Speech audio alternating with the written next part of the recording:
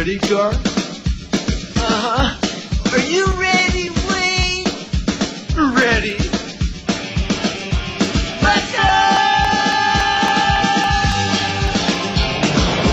Move, little camera, and take a good picture. Welcome to This Thin and That Thin. I'm this thin, and this here is that thin. I'm Bethan. Today we watched a movie called Wayne's World. Wayne's World. Party time. Excellent. The basic plot of Wayne's World is Wayne Campbell, played by Michael Myers, and his friend, played by Dana Carvey, have a television show, and it gets bought by a studio, and they try and run it into the ground. The plot's actually not important in this movie. What's more important in this movie is that it's a movie, and you're watching it, and it's hilarious, and it's a movie. You have to remember that when you watch this movie, because this movie is one of those movies that really likes to acknowledge that it is a movie, which is one of my favorite traits in any work of art, really. They break the fourth wall often. They make jokes to you and jokes about themselves in the movie. They use the camera in a way that's really goofy. One of my favorite things is when Garth sees the woman who he is very attracted to. His dream woman. His dream woman, indeed. The camera dollies in on him very quickly, and he's thrown backwards from the force of the camera coming at him so quickly. It's just a great visual. Is that what you got? I just got that he got an erection, and that the erection knocked him off the stool. Well, I was just more paying attention. See, that's funny that you picked up on that, but what I was more paying attention to was just the form of it. Just here comes the camera, and now he's knocked backwards. And you can say that about a film like this, that even though it's a comedy that's not taking itself remotely serious, there's actually a lot you can get from this film. Yeah, absolutely. I would definitely agree with that.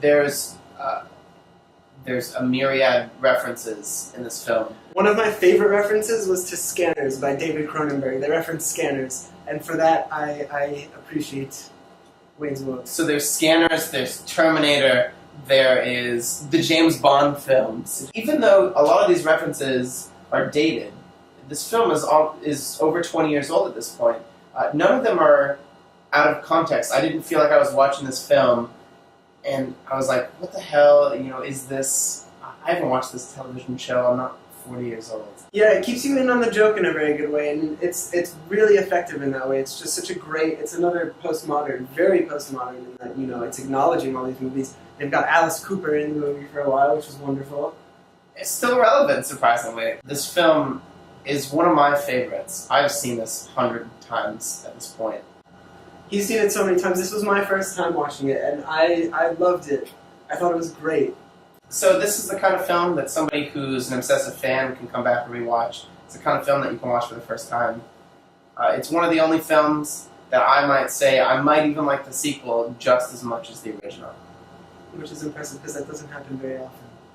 Rob Lowe is great in this film. Rob Lowe plays a studio executive who has the money and the fame and the power to manipulate all the people around him, including Wayne and his girlfriend that he acquires through learning a specific dialect of Vietnamese. No, he learns Cantonese. Cantonese! It's from Kowloon Bay.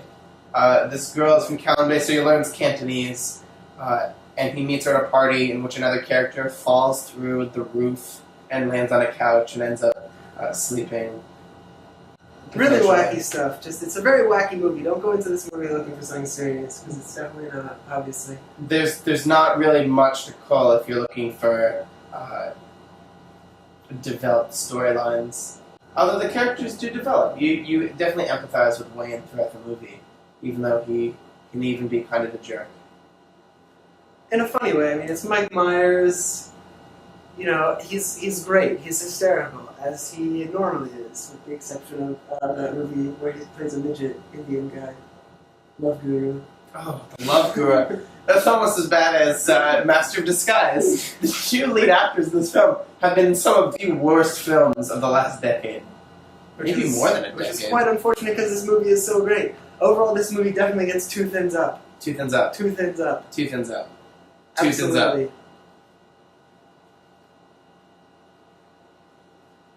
Excellent. Party time.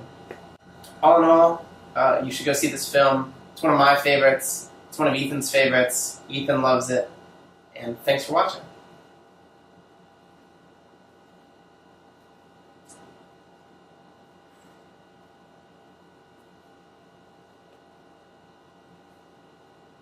I guess we just have to sit here. I don't think anyone's going to tell us when to go home.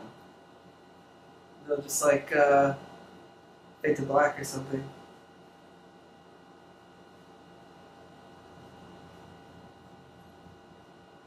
I can't believe they did that.